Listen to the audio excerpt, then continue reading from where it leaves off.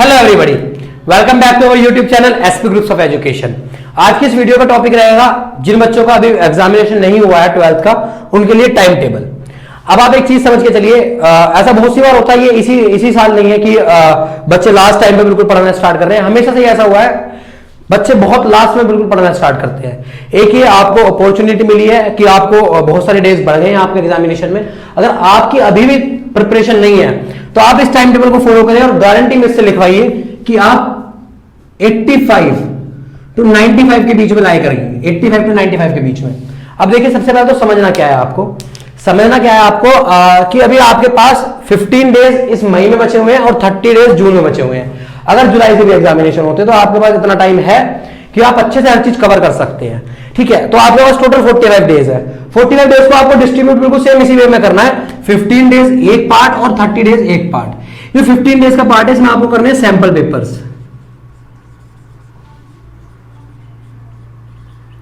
और ये जो 30 डेज का पार्ट है, इसमें आपको करना है सिलेबस। ठीक है, आपको इसमें सिलेबस करना है, उसमें आपको करने हैं 15 डेज में सैंपल पेपर। अब आप समझ के चलिए कि ये सब चीजें हम कैसे करेंगे। एक मिनट जरा मैं बोर्ड रफ कर देता हूं पहले। अब आप समझ के चलिए कि ये सब चीजें हमें कैसे करनी है। मैं आपको बताता हूं ये आप कैसे कैसे करेंगे, कैसे कैसे आप अपना पूरा सिलेबस कवर कर सकते हैं और कैसे कैसे सैंपल पेपर करेंगे। तो हम बात कर लेते हैं। सबसे पहले हमारे पास एक डे में 24 आवर्स है और 24 आवर्स को मैं बोल रहा हूं डिस्ट्रीब्यूट कीजिए 3 पार्ट में, 1, 2 एंड 3। पहला पार्ट 11 आवर्स, दूसरा पार्ट 8 आवर्स, तीसरा 5 आवर्स। इस 11 आवर में आपको करनी है स्टडी,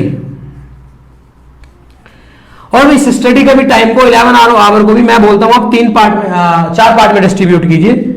3, 3, 3, 1 और 1, यानी कि 5 पार्ट हो गए, 4 नहीं 5 पार्ट में आप इसे डिस्ट्रीब्यूट कीजिए।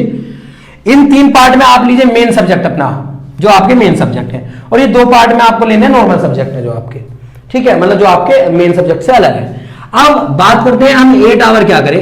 ये 6 to 8 आपको लेंगे यहां पे स्लीप, यानी कि 6 से 8 को सोना है आपको, और यहां पे आपको करना है रिलैक्स, यानी कि जो भी चीज आप करना चाहे, एनीथिंग।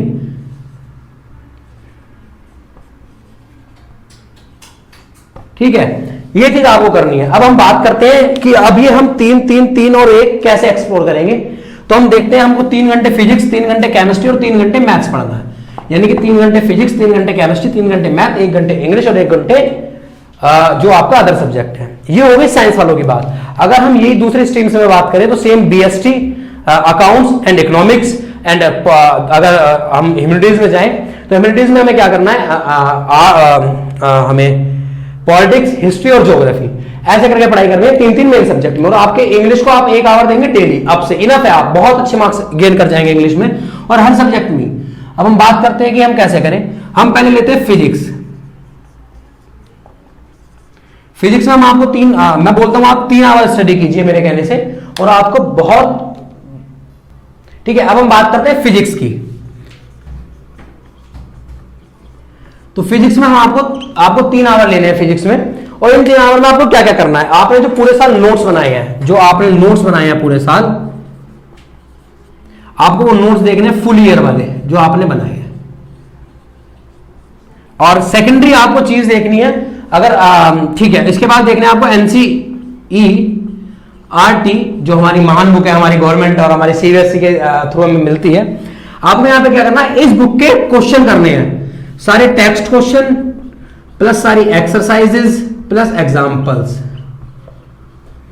ठीक है, ये आपको करने हैं, इससे बाहर आपको कुछ नहीं करना है। ध्यान रखें, डेरिवेशंस पे बहुत ज्यादा ध्यान दें। फिजिक्स में डेरिवेशन एक बहुत ज्यादा इंपॉर्टेंट रोल प्ले करती है और डेरिवेशन से कई बार क्वेश्चन पूछे जाते हैं। ठीक है, आप ये देखें। उसके बाद थर्ड चीज आपको करनी है सैंपल पेपर।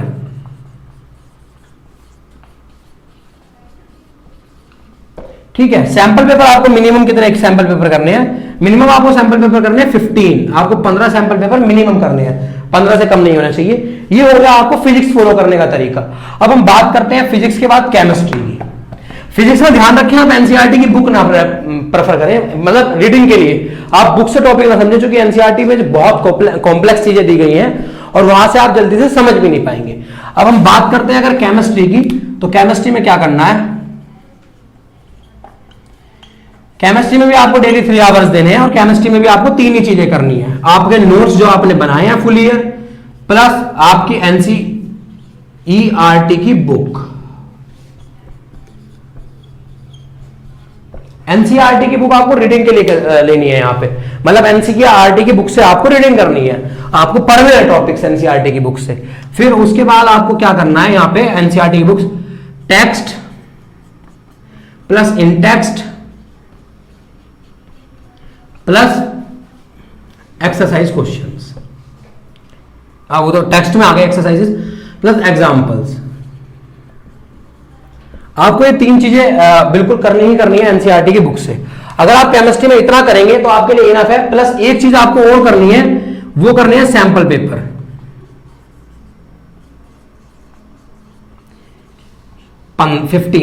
ध्यान रखें सैंपल पेपर आप ईएडी अरिहंत वालों के आते हैं, कुछ मतलब जो पब्लिशर अच्छे हैं उन्हीं से ले, क्योंकि वो पैटर्न नया रखते हैं, बिल्कुल बिल्कुल न्यू पैटर्न। जो इस बार का पेपर का पैटर्न होगा उस पैटर्न पे पेपर रहेगा, वो सैंपल पेपर रहेगा। अब उसके बाद बात करते हैं हम मैथ्स की। हाउ हम अपना मैथ्स कैसे अच्छा कर सकते हैं, मैथ्स में अच्छे मार्क्स कैसे ला सकते हैं। मैथ्स को भी आपको 3 आवर देने हैं, और मैथ्स को आपको 3 आवर देने हैं, और इसमें आपको क्या करना है एनसीईआरटी बोथ पार्ट, एनसीईआरटी के दोनों पार्ट करने हैं आपको। और उसके बाद आपको क्या करना है, उसके बाद आपको ध्यान रखना है आप सैंपल पेपर करें।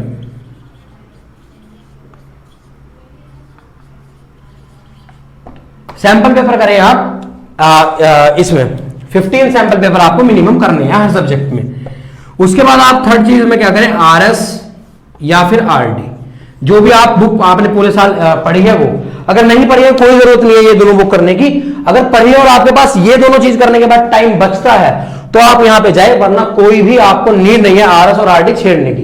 टच भी ना करें आरएस और आरडी अगर आपके पास टाइम नहीं बचा हुआ है, ठीक है। अब उसके बाद बात करते हैं हम इंग्लिश की। इंग्लिश में आपको क्या करना है, इंग्लिश में आपको सिंपल ही यूट्यूब पे जाना है, चैनल जो भी आप किसी भी चैनल से जो आपको अच्छा लगता है उससे पढ़ाई करनी है। चैप्टर की वो 1 या 2 वीडियो हाफ आवर की रहती है, जिसमें पूरा चैप्टर समझा देते हैं। उसके बाद जो भी आपके पास गोल्डन गाइड है या फिर अरिहंत वालों की गाइड है या फुल मार्क्स की गाइड आती है, जो भी आपके पास गाइड है XYZ, मैं नहीं बोल रहा किसी एक पर्टिकुलर पब्लिशर की ले, जो भी आपके पास गाइड है आप वो ले और उससे पढ़ाई स्टार्ट करें, ठीक है। उससे समरी जो है चैप्टर की वो पढ़े, समरी के पॉइंट्स पढ़े और फिर क्वेश्चन आंसर देख ले, ठीक है। आप ऐसा 1 घंटे में इजीली कर लेंगे। अब बात कर रहे हैं रीडिंग पार्ट की। आपको रीडिंग पार्ट के लिए क्या करना होगा, जो रीडिंग पैराग्राफ्स आते हैं उनके लिए आपको पकड़ने होंगे सैंपल पेपर्स, और राइटिंग पार्ट के लिए भी आपको सैंपल पेपर ही रखने होंगे। राइटिंग पार्ट में 15 सैंपल पेपर है, एक में अगर 5-5 क्वेश्चन है तो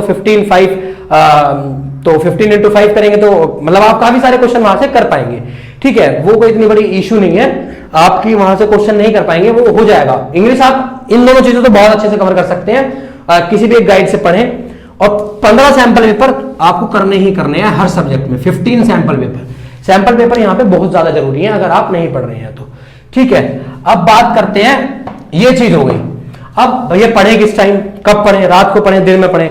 देखिए मैं आपको टाइमिंग नहीं बताऊंगा कि आप 5 बजे उठे, 6 बजे उठे, कभी भी उठे, लेकिन कुछ चीजें बताऊंगा। जैसे आप 6 घंटे अगर स्लीप लिया आपने 6 घंटे की एक साथ 6 घंटे की, तो इसके बाद उठने के बाद आप 1 घंटा कुछ नहीं, आपको मेडिटेशन करनी है, मतलब आराम से बैठना है, अपना शांति से सोचना है, मतलब जो आप करना चाहते हैं पूरे दिन में या जो भी है, ये आप सुबह के टाइम में करें। मैं ऐसा क्यों बोल रहा हूं, आप एक चीज समझिए, ये आपका ब्रेन है, ठीक है।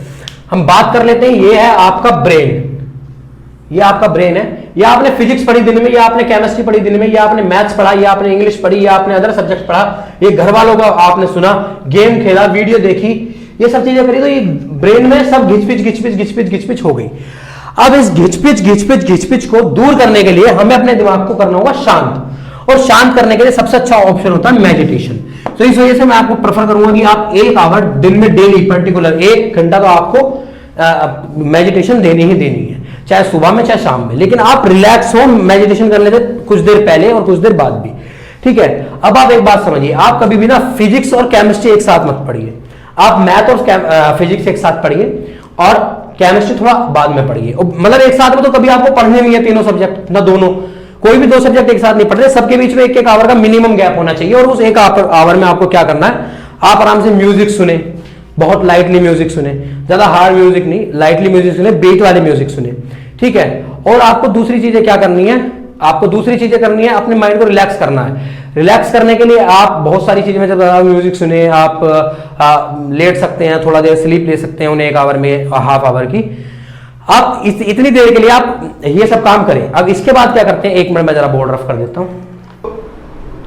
देखिए क्या है, आप बच्चे बहुत सारे देखेंगे इन वीडियो को, बहुत सारे बच्चे देखेंगे, लेकिन उनमें से कुछ ही बच्चे टाइम टेबल बनाएंगे। तो जो बच्चे टाइम टेबल बनाएंगे उनके लिए पर्टिकुलर बात करते हैं, बहुत सारे बच्चे नहीं बनाएंगे। अब जो वो नहीं करेंगे वो तो नहीं करेंगे, वो अपना टाइम वेस्ट करने आए हैं यहाँ पे। लेकिन जो बच्चे पढ़ने वाले हैं वो एक बात ध्यान से सुने, या नहीं भी पढ़ने वाले हैं, जो पढ़ना चाहते हैं और उन्हें ये टाइम टेबल देखना है, तो आप देखिए, आप 2 तरीके के टाइम टेबल बनाए, एक लॉन्ग टर्म